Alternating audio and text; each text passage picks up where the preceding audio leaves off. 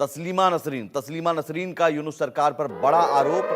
बांग्लादेश में अब जिहादी संगठनों का कब्जा हो गया है। बांग्लादेशी जिहादी अब घातक हथियारों से लैस हो चुके हैं। घातक हथियार लेकर जिहादी संगठन के लोग घूम रहे हैं। क्या यूनुस इन जिहादियों पर लगाम लगाएंगे? जिहादियों पर शिकंजा कसने की संभावना नहीं नजर आ रही है। रैलियों और बैठकों में घातक हथियार लेकर जिहादी आ रहे हैं। जिस तरह से तस्वीरें हम पाकिस्तान से देखते थे, बस अब वही तस्वीर बांग्लादेश में नजर आ रही है। हिंदुओं पर खुलेआम अत्याचार, हिंदुओं के साथ मारपीट, उनके साथ हिंसा, हिंदू महिलाओं के साथ रेप जैसी घटना। और अब वहां जिहादी संगठन, जिस तरह पाकिस्तान में आतंकवादी संगठन, वहां पर आतंकवादी संगठनों के कई आका वहां पर खुलेआम घूमते हैं, उसी तरह से बांग्लादेश में स्थिति है। देखिए तस्वीरें कि अब वहां जो बैठकें होती हैं, रैलियां होती हैं, वहां पर अत्याधुनिक हथियार लेकर लोग पहुंच रहे हैं, आतंकी पहुंच रहे हैं। सवाल यह है कि जो हिंदू हैं वो कब सेफ होंगे? 1971 में 30 लाख से ज्यादा हिंदुओं का कत्ल हुआ, 1 करोड़ से ज्यादा हिंदू विस्थापित हुए। नौखाली दंगों में भी हजारों हिंदुओं की हत्या की गई, हिंदू मंदिरों और घरों में तोड़फोड़ की गई, आगजनी की गई। और ये जमात के लोग, कट्टरपंथी लोग हिंदुओं पर लगातार हमला कर रहे हैं। ये रुक नहीं रहा। विदेश सचिव के दौरे के बाद जरूर वहां की यूनुस सरकार ने माना कि 88 घटनाएं हुई हैं, लेकिन सिर्फ 88 घटना नहीं, 2000 से भी ज्यादा घटनाएं हो चुकी हैं। और 88 घटनाएं मानी जा रही हैं, 4 आरोपी गिरफ्तार किए जा रहे हैं। ये जरूर दिखावे की कार्रवाई है, आंखों में धूल झोंकने जैसा है बांग्लादेश के मोहम्मद यूनुस की सरकार की तरफ से। निपुण आलम साहब, ये तो बांग्लादेश क्या कर रहा है हम समझ रहे हैं, लेकिन सवाल यह है कि हम इसे रोकेंगे कैसे? कूटनीतिक भाषा समझ नहीं आ रही है और यह खतरनाक बनता जा रहा है इस लिहाज से क्योंकि पाकिस्तान में हम जो तस्वीर लगातार देखते रहे, हाफिज सईद हो या तमाम जो आतंकी संगठन हैं, उसके आका वहां पर खुलेआम घूमते हैं, खुलेआम रहते हैं। वहां रैलियों बैठकों में भारत विरोधी भाषण होता है, तकरीरें होती हैं, हथियार लेकर वहां देखे जाते हैं लोग। और वही तस्वीर हम बांग्लादेश में अब देखने लगे हैं। बिल्कुल, देखिए जो आपने कहा बिल्कुल सही बात है कि जो पाकिस्तान के अंदर हम लोग को रेडिकलिज्म और एक हाई रेडिकलिज्म देखने को मिलता है, जिस प्रकार से एपी सेंटर बनता है टेररिज्म का पाकिस्तान पूरे वर्ल्ड के लिए, उसी तरह आप देखेंगे कि बांग्लादेश भी उसी ओर बढ़ रहा है। लेकिन मैं ये कहूंगा कि ऐसा नहीं कि भारत के डिप्लोमेटिक जो भी पहले हैं वो रंग नहीं ला रही है। आप देखिए कि 9 दिसंबर को हमारे जो विवेक मिश्री जी, हमारे जो सेक्रेटरी है, फॉरेन सेक्रेटरी, वो विजिट करने के लिए गए और 10 दिसंबर को खबर आती है कि जो अराकान आर्मी है वो रखाइन स्टेट पे कब्जा कर ली है। यानी कि पूरा जो जुंटा वहां पे गवर्नमेंट थी, जुंटा जो आर्मी थी, जी उसको धकेल दिया है, पीछे धकेल दिया है। और ये देखिए रखाइन स्टेट वहां पर है जहां पर आपका सेंट मार्टिन आइलैंड भी इसके सामने है और साथ ही चिटगांव भी इसके सामने है।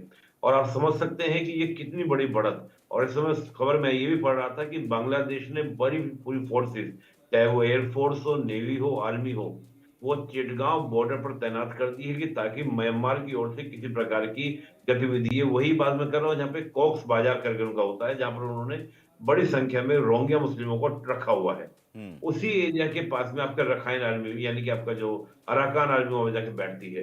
तो मैं मानता हूं तो ये वाला इंसिडेंट भी बांग्लादेश को समझना चाहिए कि जो ये पूरा सार्क नेशंस है, यानी जिसको हम दक्षिण एशिया बोलते हैं, ये आपस में इतने गहरे से जुड़े हुए हैं जी कि यहाँ पर इस प्रकार का जो तनाव आप क्रिएट कर रहे हैं, और बांग्लादेश को तो किसी भी तरीके से उसकी ज्योग्राफी कह लीजिए, उसकी इकोनॉमी कह लीजिए, उसको इजाजत नहीं देती कि वो भारत से किसी प्रकार का तनाव मोल ले। आप देखिए कि यहाँ तक की स्थिति है कि जो हम कलकत्ता के अंदर जो शॉपिंग करने आया करते थे बांग्लादेश के लोग, वो आने बंद हो गए हैं। उसके आने बंद होने से उनकी भी स्थिति वहां पर क्या डामाडोल है। तीनों ओर से हम उसके बांग्लादेश के बैठे हुए हैं। इधर आप देखिए नहीं, म्यांमार लेकिन के लेकिन अंदर निपुण जी, अराकान ये आर्मी। पाकिस्तान के साथ भी स्थिति है, कंगाल है पाकिस्तान, वहां पर भी इकोनॉमी खत्म हो चुकी है, महंगाई चरम पर है, लेकिन फिर भी पाकिस्तान की जो कट्टरपंथी हैं और कट्टरपंथियों को शह देने वाले जो वहां पर लोग हैं, हुक्मरान हैं, उनकी सोच वही भारत विरोधी है और वो लगातार है। तो मुझे लगता है इन कट्टरपंथियों को इससे मतलब नहीं है कि इकोनॉमी खत्म है, महंगाई चरम पर है और ये अनाज नहीं है, ये नहीं है। अब अगर उन कट्टरपंथियों के कब्जे में बांग्लादेश आ रहा है तो ये खतरनाक, एक पाकिस्तान जो आतंकिस्तान बन चुका है, एक बांग्लादेश जो आतंक का देश बनना जा रहा है। तो ये भारत के लिए बहुत खतरे की बात है। मोहम्मद अली शाह, मेजर मोहम्मद अली शाह हमारे साथ जुड़ गए हैं। मेजर साहब, ये तो स्थिति ऐसी है कि भारतीय सेना के लिए, भारतीय फौज के लिए, कि हम एक फ्रंट पर हमारी तैनाती है, पीओके से आने वाले आतंकियों को रोकना, उनकी घुसपैठ को रोकना, डायरेक्ट वॉर नहीं, लेकिन ये भी एक वॉर से कम नहीं होता है। अब यहां उससे भी ज्यादा बड़ी सीमा है, 4096 किलोमीटर की सीमा है, और उसमें भी कई जगहों पर पोरस है, पोरस की स्थिति है, पोरस बॉर्डर है। वहां पर हम आतंकियों की घुसपैठ को हमें रोकना है, लॉन्च पैड बनाए जा रहे हैं। ये एक नया फ्रंट खुल रहा है अब। ने दुरुस्त फरमाया है, बिल्कुल ये एक नया फ्रंट खुल रहा है। देखिए, ऑलरेडी हमारे वेस्टर्न बॉर्डर्स पे ऑलरेडी कई बार तो पाकिस्तान से घुसपैठ होती है जम्मू कश्मीर में। लेकिन एक तरफ और यहाँ पे बांग्लादेश से हमारे बॉर्डर्स पोर्स हैं और कई जगहों पे कैटल स्मगलिंग या इस तरीके से वहाँ पे होती है, और अभी जो है वहाँ से लोग वहाँ से भागने की कोशिश करेंगे अपनी जान बचाने के लिए। तो जाहिर सी बात है, फिर वो हिंदुस्तान उनके पड़ोसी मुल्क है, पड़ोस में आएंगे। अब कैसे बचाएं उनको? अभी हमारे बीएसएफ जो है वो अव्वल दर्जे का काम कर रही है। जनवरी 2020 में मैं स्वयं खुद बांग्लादेश गया था, बाय रोड गया था। तो मैं देखा था कि हमारे बीएसएफ जो है वो बहुत अव्वल दर्जे का काम कर रही थी, वो तैनात थी, और वहीं पे बांग्लादेश की भी रेंजर्स भी तैनात थी। लेकिन एट द सेम टाइम अब कई बार हम देखते हैं कि या तो कोई मछुआरा हुआ या तो कुछ हुआ, कहीं ना कहीं से कैसे भी बांग्लादेश से इलीगल इमिग्रेंट या कोई भी क्रॉस ओवर करने की कोशिश करता है, तो कोई आ रहा होता है, जी, तो उसको हमें इसके अपने apart from strengthening of borders, हमको और जो हमारी जो पॉलिसीज जो हैं, जैसे कि अमेरिका का एक इसमें कई जगह पे मैं, जैसे कि बहुत लोग का ये मानना है कि डीप स्टेट का यहाँ पे हाथ हुआ, क्योंकि हिंदुस्तान की जो नजदीकियां हैं रूस से, उसको थोड़ा डिस्टेबलाइज करने के लिए यहाँ पे ये ऐसा हो रहा है। इसको मैं देख रहा हूँ कि जब हमारे जैसे हमारे फॉरेन सेक्रेटरी विक्रम मिस्री साहब वहाँ पे 9 तारीख को गए थे, वहाँ पे यूनस साहब की सरकार से वहाँ पे बात हुई, तो बात हुई वहाँ पे, बिल्कुल क्लियर पॉइंट वहाँ पर प्रस्तुत किया उन्होंने। तो वैसे ही मैं देखता हूँ कि हमारे जो रक्षा एजेंसीज हैं जी, और हमारी जो पॉलिसीज हैं, इनके इनके ऊपर थोड़ा कड़क से इन पे तो कार्रवाई हम करनी। किस बात का इंतजार कर रहे हैं? यही यही सवाल तमाम जो जानकार हैं, आप जैसे एक्सपर्ट हैं, वो कह रहे हैं कि अब स्ट्रेटजी हमें चेंज करनी पड़ेगी। अब नरमी वाली भाषा नहीं, अब थोड़ी कड़ाई, थोड़ा कड़ा एक्शन लेना पड़ेगा, क्योंकि ये अब सर से जो है पानी ऊपर जा रहा है। और ये इसलिए कह रहा हूं क्योंकि अत्याचार को लेकर देश में भी गुस्सा है, आक्रोश है। हम तस्वीरें दिखाने जा रहे हैं कि बांग्लादेश में जो हिंदुओं पर हो रहा अत्याचार है, उस अत्याचार को लेकर देश भर में प्रदर्शन हो रहा है।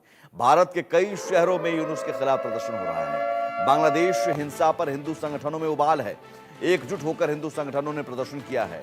और वहीं रोहिंग्या जो यहां पर हैं, रोहिंग्या भारत छोड़ो और बांग्लादेश मुर्दाबाद के नारे लग रहे हैं।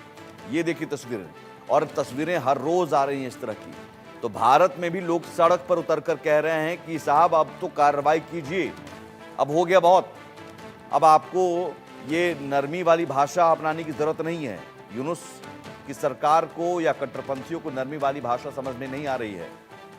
तो तस्वीरें जरा देखिए, अलग अलग शहरों की हम तस्वीरें आपको दिखाने जा रहे हैं। और ये तस्वीरें आपकी टीवी स्क्रीन पर, आगरा, पटना, दिल्ली, भोपाल, कोलकाता, फिरोजाबाद, हिंदुओं पर हिंसा और देश में गुस्सा है। लोग सड़कों पर उतरे हुए हैं, अलग अलग संगठन के लोग, और इस प्रदर्शन के जरिए, इस रैली के जरिए गुस्से का इजहार और साथ ही साथ सरकार से मांग कि अब बहुत हो गया, बर्दाश्त बहुत कर लिया, अब एक्शन का वक्त है। निपुण आलम माइन जी, एक्शन का वक्त है, लेकिन एक्शन कब होगा और किस तरह का होगा, हम इंतजार किस बात का कर रहे हैं? एक और आतंकिस्तान बनने का? मैं आपकी बात को मान रहा हूँ और गुस्सा बिल्कुल जायज है।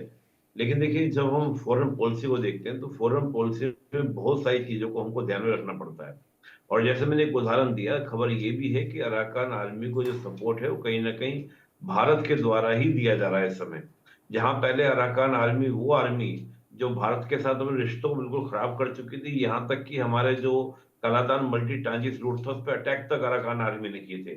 लेकिन अराकान आर्मी का कल का ही न्यूज है, कल का उन्होंने अपडेट किया कि हम भारत के साथ कलादान मल्टी ट्रांजिट रूट जो है उसको दोबारा से स्टार्ट करेंगे। ये साफ मैसेज दे रहा है कि भारत डायरेक्ट नहीं, बल्कि जिस प्रकार की नीति बांग्लादेश या पाकिस्तान करता है उसी तरह की पॉलिसीज को मैं तो उस संदर्भ में देख रहा हूँ कि भारत उसको लॉन्च कर रहा है। तो एक तो हमने उनको रिप्लाई करना स्टार्ट कर ही दिया, जैसे मैं बार बार कह भी रहा हूँ कि बांग्लादेश चाहकर भी हमसे क्या नहीं कर सकता, कि अपनी दूरियां नहीं बढ़ा सकता, उसकी ज्योग्राफी और उसकी इकोनॉमी को इजाजत नहीं देती। और रही बात ये रेडिकल की, देखिए मुझे अच्छे से याद है जब ऑपरेशन सर्च लाइट, मैं उस समय था तो नहीं, लेकिन मैंने जितनी अध्ययन किया है इंटरनेशनल रिलेशंस में, तो मैं देखता हूँ कि बहुत सारी किताबों इस प्रकार की चर्चाएं थी और बहुत बड़ी मात्रा में हमारे यहाँ पे शरणार्थी आ भी गए थे जब मार्च 1971 में operation searchlight colonel Tikka Khan के द्वारा पश्चिमी पाकिस्तान से आकर वेस्ट आपका ईस्ट पाकिस्तान में शुरू किया गया था। तब भी इस प्रकार का दबाव था और उनको उस दबाव को पूरा करने में, यानी कि हमको करीब मार्च से लेकर दिसंबर में हमारे वोट शुरू हुआ था। तो होता क्या है कि जब भी इस प्रकार के कोई दबाव लिए जाते हैं, प्रेशर लिए जाते हैं, या हमको बहुत ही सख्त कदम उठाने पड़ते हैं, तो उससे पहले बहुत सारे फॉलोअप करने पड़ते हैं, बहुत सारे काम करने पड़ते हैं। ठीक है। तो मुझे लगता है कि भारत सरकार का जो आप कह रहे हैं विजन इनडायरेक्ट तरीके से कड़ाई की भाषा अपनाई जा रही है, लेकिन चूंकि डिप्लोमेसी की बात है तो डिप्लोमेसी में नरमी वाली भाषा, डिप्लोमेसी की भाषा। लेकिन ये जो इनडायरेक्ट अटैक या इनडायरेक्ट की बात आप कर रहे हैं मोहम्मद अली शाह साहब, इससे इलाज मुमकिन है?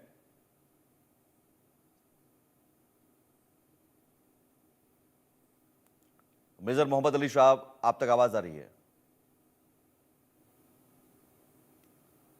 मेजर शाह, आप तक आवाज आ रही है? जी माफ कीजिएगा, मैं थोड़ा म्यूट पे था। जी जी जी बोलिए। देखिए, मैं ऐसा देख रहा हूँ कि हमने हर तरीके से अपना रहे हैं, हम डिप्लोमेसी भी कर मिनिस्टर साहब, मिस्टर एस जयशंकर साहब ने भी 2 दिन पहले बयान दिया था बांग्लादेश के बारे में। हमारे फॉरेन सेक्रेटरी साहब वहां पर गए थे। तो हम हर तरीके से पूरी कोशिश कर रहे हैं। दूसरी बात है कि उनके जो चिन्मय दास साहब हैं, उनके जो वहाँ पे जो कौन मंदिर के जो ठीक प्रीस्ट है। हैं, उनको जो सेडिशन के चार्जेस पे गिरफ्तार किया था, उनके लिए कोई वकील नहीं दिया उन्होंने। हिंदुस्तान में अजमल कसब जैसे उग्रवादी के लिए भी वकील था, जब निर्भया कांड हुआ था उनके लिए भी वकील था। हाँ। तो ऐसा सुनने में आया कि बेल ऑर्डर्स तो बहुत दूर की बात है कि वकील भी नहीं वहां पे दिया जा रहा है उनके। तो अगर वकील मिल जाए और अगर प्रॉपर कानूनी तरीके से प्रॉपर एक, अगर ऐसा चार्ज लगाया भी है किसी ने, सेडिशन का चार्ज, जो कि बहुत बड़ा चार्ज हुआ, तो इस अरेस्ट को मैं इलीगल मानूंगा।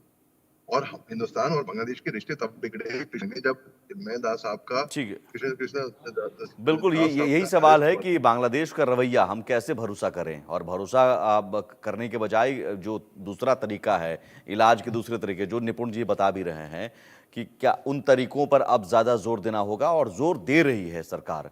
इसका मतलब कि बहुत कुछ आने वाले दिनों में रिजल्ट दिख सकता है अगर कट्टरपंथी और चरमपंथियों को शह देना यूनुस की सरकार बंद नहीं करेगी तो। बहुत शुक्रिया निपुण आलम मायन साहब, और बहुत शुक्रिया मेजर मोहम्मद अली शाह इस चर्चा में जुड़ने के लिए। बांग्लादेश का मुकम्मल इलाज हो रहा है, हम आप जरूर प्रत्यक्ष तौर पर नहीं देख रहे हैं, लेकिन हो सकता है अप्रत्यक्ष तौर पर बहुत कुछ हो रहा है।